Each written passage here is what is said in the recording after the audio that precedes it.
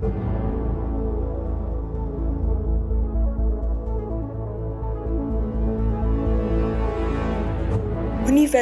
Lambung Mangkurat merupakan universitas tertua dan terbaik di Kalimantan dengan akreditasi A menurut Badan Akreditasi Nasional Perguruan Tinggi tahun 2019 dengan mahasiswa yang berasal dari berbagai daerah, dalam dan luar negeri, serta menjadi tujuan favorit mahasiswa perguruan tinggi lain sebagai mitra dalam MBKM. Sejak didirikan pada 21 September 1958, Universitas Lambung Mangkurat telah berkembang menjadi perguruan tinggi yang maju, inovatif, kolaboratif, dan profesional, serta menghasilkan lulusan yang memiliki kompetensi terbaik di bidangnya. Pada bulan Maret tahun 2022, Universitas Lambung Mangkurat atau disebut ULM telah berubah status dari PTN Satuan Kerja menjadi PTN Badan Layanan Umum atau BLU. Dengan status BLU, ULM diberi keleluasan untuk memanfaatkan sumber daya yang dimiliki untuk meningkatkan pelayanan kepada masyarakat. Kini, di bawah kepemimpinan Rektor Profesor Ahmad, ULM telah memiliki 1.326 dosen. 104 orang diantaranya adalah guru besar, 947 tenaga kependidikan, dan 30.298 mahasiswa aktif. Sumber daya ini tersebar di 11 fakultas, 1 program pasca sarjana, dan beberapa lembaga. Dengan visi dan misi mewujudkan ULM sebagai universitas terkemuka dan berdaya saing di bidang lahan basah, ULM terus berusaha meningkatkan sarana dan prasarana pembelajaran, penelitian, dan pengabdian kepada masyarakat.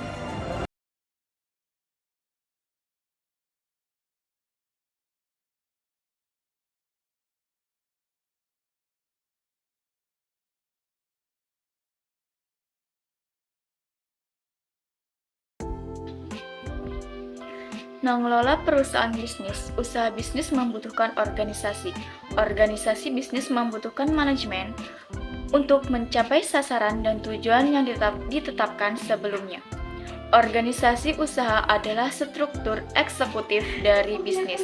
Organisasi diartikan sebagai suatu keseluruhan termasuk di dalamnya fasilitas, material, dan orang dengan perilakunya yang diatur menurut posisi berdasarkan tugas pekerjaannya.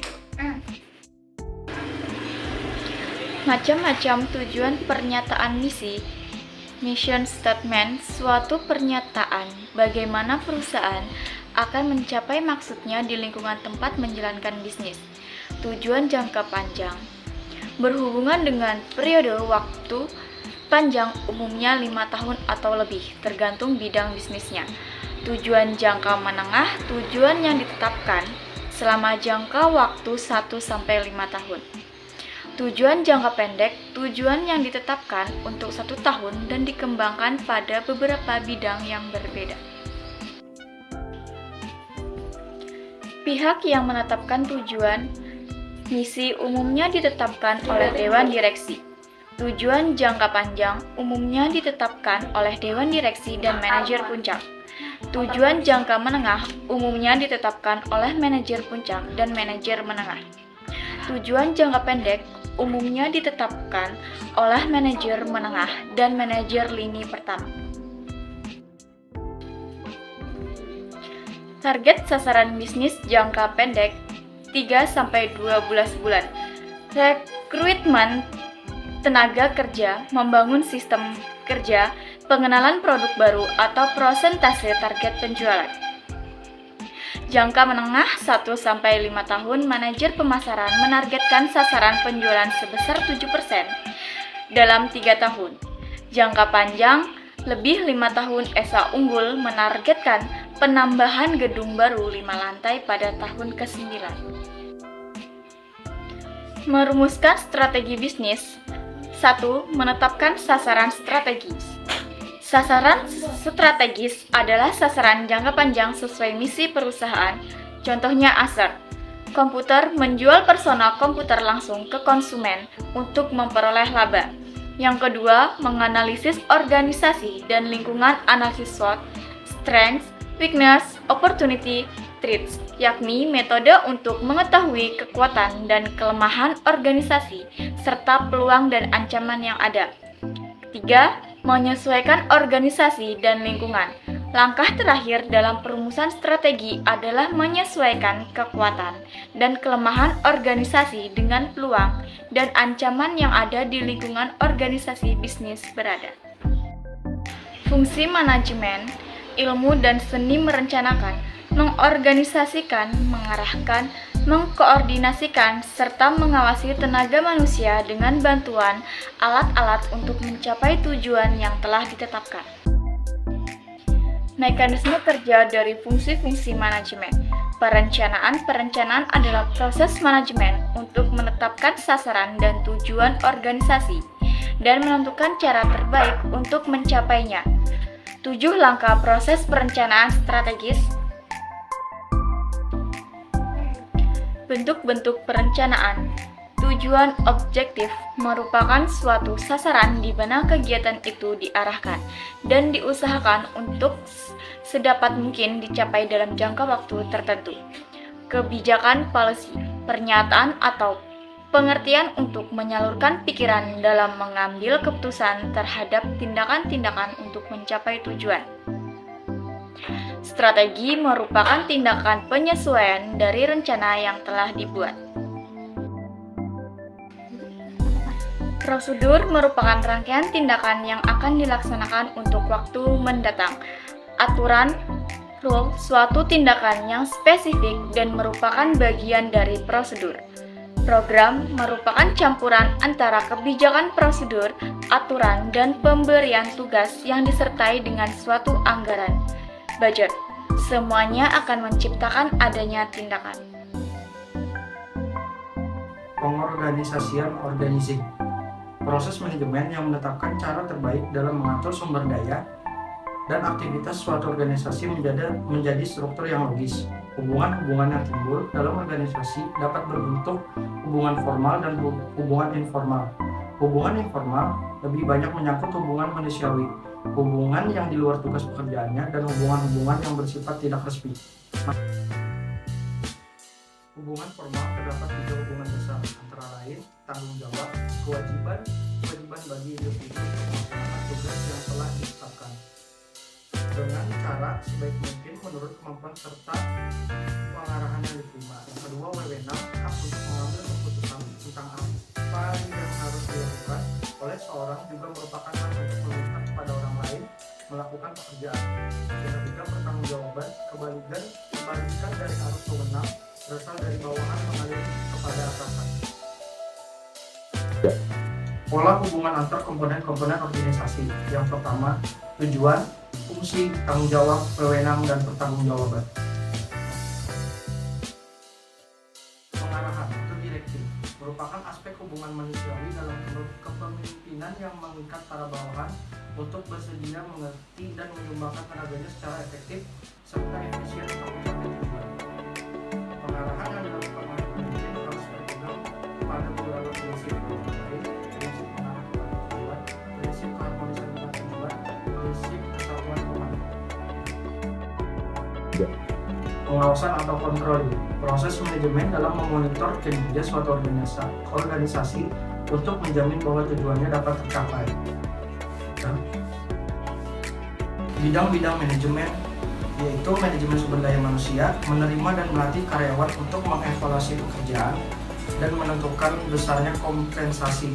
Yang kedua, manajer operasional, bertanggung jawab pada produksi, inventaris, dan pengawasan kualitas. Yang ketiga, manajer pemasaran, bertanggung jawab untuk menyampaikan produk-produk dari produsen ke konsumen. Yang ketiga, manajer informasi, merancang dan menerapkan sistem untuk menggabungkan, mengorganisasi, dan mendistribusikan informasi. Yang keempat, manajer keuangan, merencanakan dan mengawasi fungsi akuntansi dan sumber-sumber keuangannya. Yang kelima, manajer lain-lain.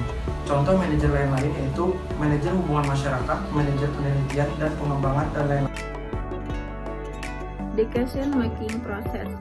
mengatur ulang dan mendefinisikan situasi, mengidentifikasi pilihan, menganalisa pilihan, menyeleksi pilihan terbaik, melaksanakan keputusan, memonitor dan mengevaluasi hasilnya. Manajemen dan budaya korporasi. Budaya korporasi atau corporate culture, pengalaman, kisah keyakinan, dan norma-norma yang mencirikan suatu organisasi. Maksud budaya organisasi mengarahkan usaha karyawan dan membantu usaha setiap orang menuju tujuan yang sama, membantu pendatang baru mempelajari perilaku yang sudah diterima, memberikan identitas diri kepada setiap organisasi. Contohnya, PT Nestle.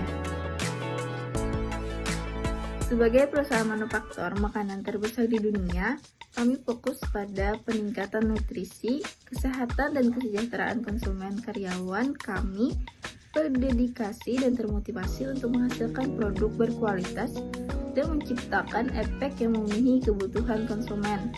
Sebagai bagian dari perusahaan global, Nestle senantiasa terlibat dalam penelitian dan pengembangan untuk lebih mengembangkan produk yang dihasilkannya. Hal ini sejalan dengan misi Nestle Indonesia untuk turut mewujudkan masyarakat Indonesia yang lebih sehat melalui produk-produknya yang berkualitas, bergizi, dan lezat rasanya. Selain itu, kami juga memfokuskan diri untuk senantiasa memberikan informasi dan pendidikan bagi para konsumen, antara lain seperti tercantum dalam kemasan setiap produk kami. Dalam menjalankan bisnisnya, Nestle berusaha untuk selalu menjalankan tanggung jawab kepada masyarakat dan menciptakan manfaat. Tujuan jangka panjang. Nestle berusaha meraih kepemimpinan dan mendapat kepercayaan dengan memenuhi harapan konsumen yang pilihannya sehari-hari mendorong kinerjanya. Pemegang saham komunitas tempat Nestle beroperasi dan harapan masyarakat secara keseluruhan. Nestle menyebutnya menciptakan manfaat bersama. Nestle berinvestasi untuk masa depan untuk memastikan keberlangsungan keuangan dan lingkungan dari kegiatan dan operasional dari segi kapasitas, teknologi, kemampuan, karyawan, merek, riset, dan pengembangan. Tujuannya adalah memenuhi kebutuhan hari ini tanpa membahayakan kemampuan generasi mendatang untuk memenuhi kebutuhannya dan melakukannya dengan cara yang menjamin pertumbuhan laba tahun demi tahun dan timbal balik yang tinggi bagi pemegang saham dan masyarakat pada umumnya dalam jangka panjang. Tujuan jangka pendek. Tujuan tahunan Nestle antara lain mengadakan riset untuk mengembangkan inovasi produk berbasis kesehatan, melaksanakan program CSP untuk meningkatkan daya saing perusahaan dan pengaruh perusahaan bagi masyarakat. Sedangkan kebijakan yang akan diterapkan Nestle setahun ke depan adalah kebijakan CSP, kebijakan kualitas dan kebijakan keselamatan, kesehatan, dan lingkungan bagi PT Nestle Indonesia. CSP dimasukkan dalam kegiatan dan rantai bisnis. Menetapkan sasaran strategis. Perusahaan mencapai misi mereka melalui 3 cara, yaitu diferensiasi, biaya rendah, dan respon yang cepat. 3 cara tersebut dapat disebut sebagai konsep strategis satu arah. Kombinasi dari ketiga konsep strategis tersebut dapat menghasilkan sebuah sistem yang mempunyai kelebihan yang unik atas pesaingnya. Setiap strategi ini jelas berbeda. Setiap strategi masing-masing memberikan peluang bagi para manajer operasi untuk meraih keunggulan bersaing. Konsep strategis dapat tercapai ketika manajer operasi membuat keputusan efektif dalam 10 wilayah manajemen operasi. Keputusan ini dikenal sebagai keputusan operasi atau operation decision. Nestlé menggunakan analisis SWOT dalam produknya agar dapat terus meningkatkan dan mengembangkan produk yang menjadi kelebihan di perusahaan tersebut. Namun, tak menutup kemungkinan bahwa Nestlé juga melakukan perbaikan dan perubahan ke arah yang lebih positif terhadap kualitas dan pelayanannya yang sekiranya merugikan banyak pihak, khususnya konsumen di seluruh dunia. Dengan mengetahui kekuatan, kelemahan, peluang, dan tantangan yang akan terjadi ke depannya, maka Nestlé menjadikan strategi yang efektif sebagai pilihan yang akan dicapainya. Dengan mengetahui SWOT, Nestlé juga dapat menciptakan ide-ide positif yang layak, sehingga Nestlé pantas bersaing dengan kompetitor lainnya di pasaran internasional. Analisis lingkungan eksternal bertujuan untuk mengidentifikasikan potensi ancaman dan peluang bagi perusahaan. Ancaman mengacu pada kondisi umum di lingkungan yang dapat menghalangi kemampuan perusahaan untuk bersaing secara strategis, sementara peluang mengacu pada kondisi di lingkungan umum yang dapat membantu perusahaan dalam mencapai keunggulan strategis. Untuk melakukan analisis lingkungan eksternal secara terus-menerus, beberapa proses dapat dilakukan seperti pemindaian atau swing, pengawasan atau monitoring, paramalan atau forecasting, dan penilaian atau assessing. Dalam konteks lingkungan makro, Nestlé mengambil faktor teknologi, pemerintah, ekonomi, kebudayaan, dan demografi sebagai strategi pemasaran di setiap negara, sedangkan dalam konteks lingkungan mikro, Nestlé mengambil faktor persaingan antar industri, konsumen, dan perilaku pembelian dan pendatang baru dengan strategi pemasaran di setiap negara.